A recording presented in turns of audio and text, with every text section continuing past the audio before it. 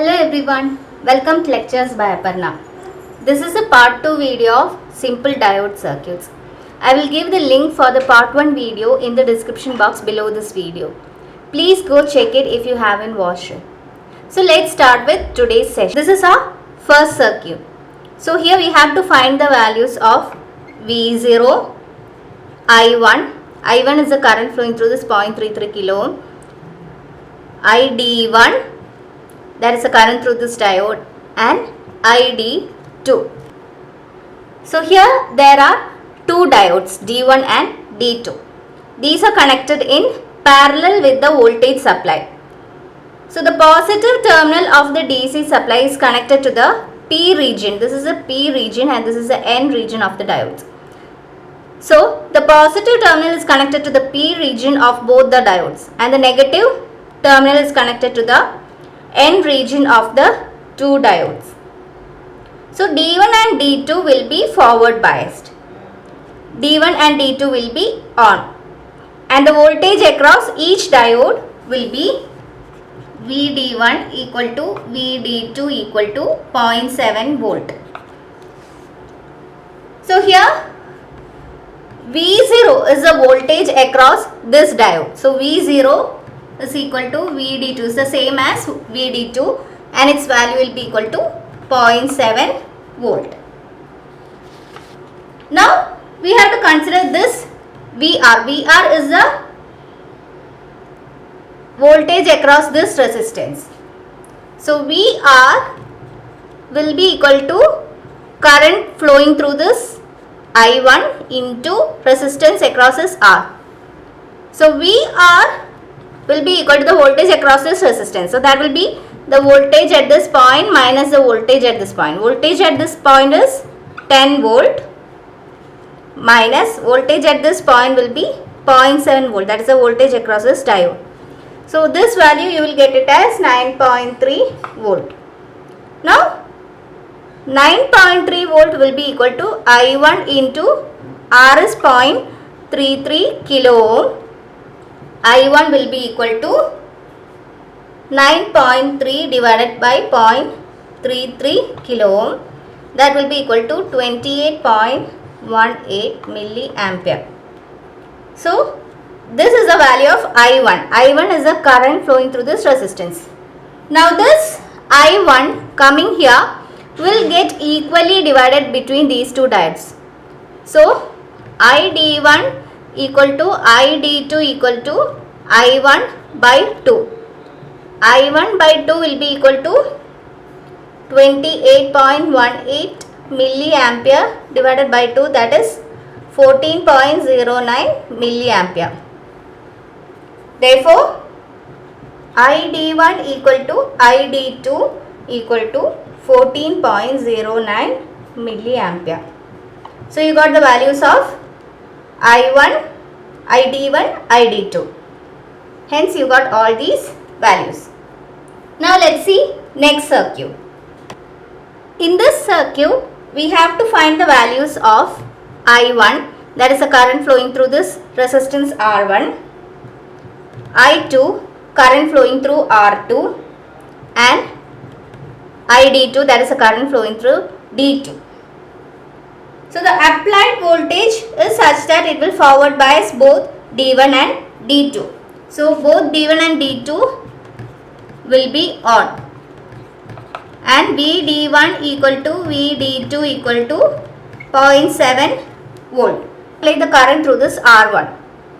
So current through this R1 is I1. I1 is equal to voltage across R1 divided by the resistance value R1. Voltage across R1 is the same as this VD2. So VD2 divided by R1 or VD2 is 0.7 volt divided by R1 is 3.3 kilo. So this you will get it as 0.212 milliampere. So I1 we will get it as 0.212 milliampere. Now we have to use KVL or Kirchhoff's voltage law in loop 1. So I am considering this as loop 1, that is in this way.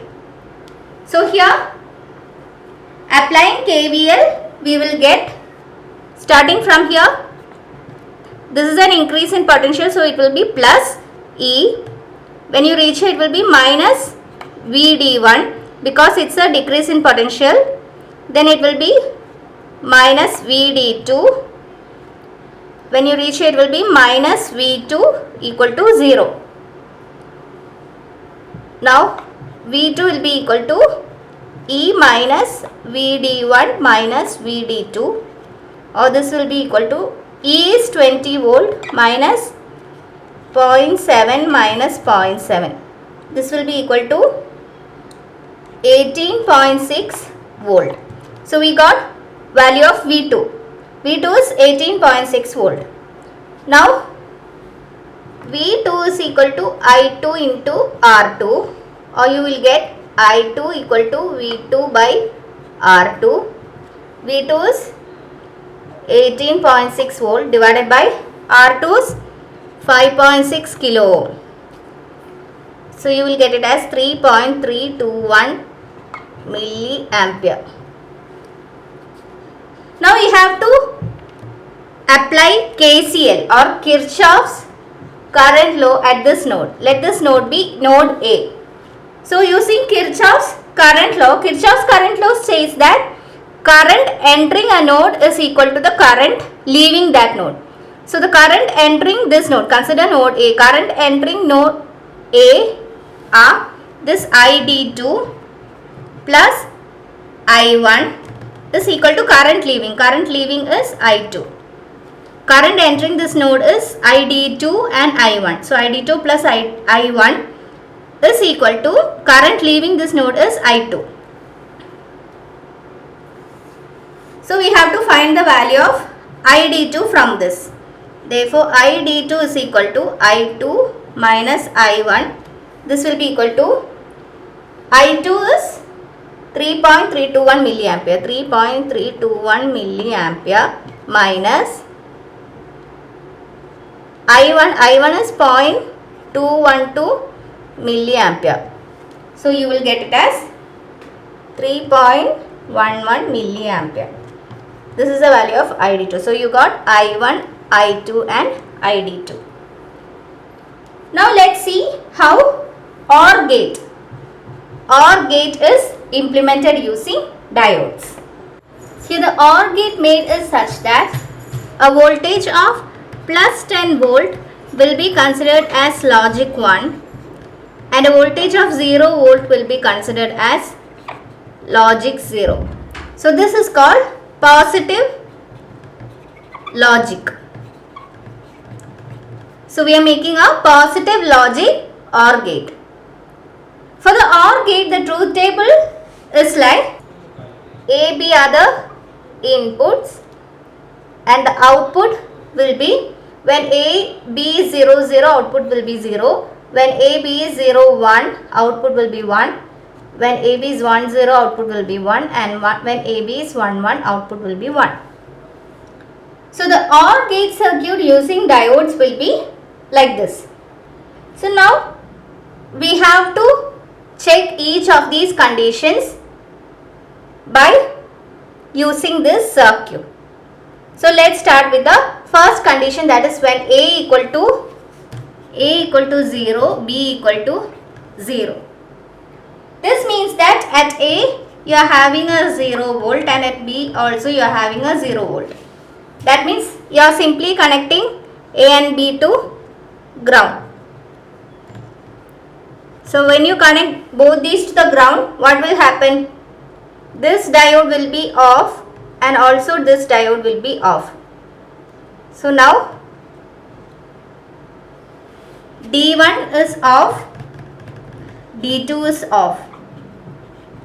So what will happen? This V0 will be connected to this ground. So V0 will be a logic 0. So when A equal to 0, B equal to 0, V0 or the output is a logic 0 and the first condition is satisfied. Now let's see the second condition. In the second condition, A equal to 0 and B equal to 1. A equal to 0, B equal to 1. That means at A you are giving a 0 volt and at B you are giving a plus 10 volt. Here this will be connected to the ground. B you will be connecting a plus 10 volt. Plus 10 volt. Now what will happen? D1 will be off and D2 will be forward biased because the positive terminal is connected to the P region. So this P region will be at a higher potential compared to the N region. So D2 will be on.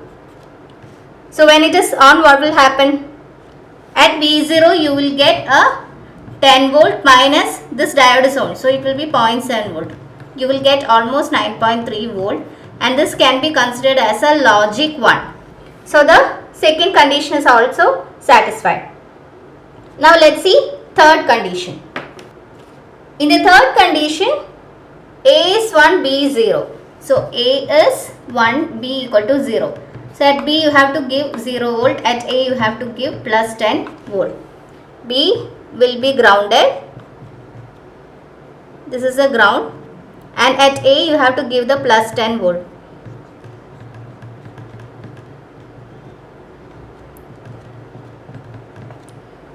So this D1 will be forward biased because of this plus 10 volt and D2 will be off. So D1 will be on and D2 will be off. D2 will be off. So what will happen? This V0 is connected to this plus 10 volt through D1. So at V0 you will get this 10 volt minus 0.7 volt which will be 9.3 volt or this can be considered as a logic 1. So at the output you get a 1 and the third condition is also satisfied. Now let's see the fourth condition. In the fourth condition, A is equal to 1 and B is equal to 1. So A equal to 1 and B equal to 1. So here you give a plus 10 volt, here also you give a plus 10 volt. So here there will be a plus 10 volt. Here also you will give a plus 10 volt. Now what will happen? Both D1 and D2 will be on because this 10 volt will forward bias D2 and this 10 volt will forward bias D1. So D1 will be on, D2 will be on. So when they are on, what will happen? This will be like a parallel connection. That is, you are having the diode here, the voltage supply here. Again another diode here, the voltage supply here.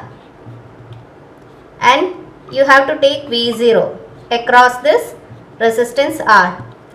So this V0 will be equal to again 10 volt minus 0.7 volt which will be 9.3 volt. This will be a logic 1. So again the fourth condition is also satisfied.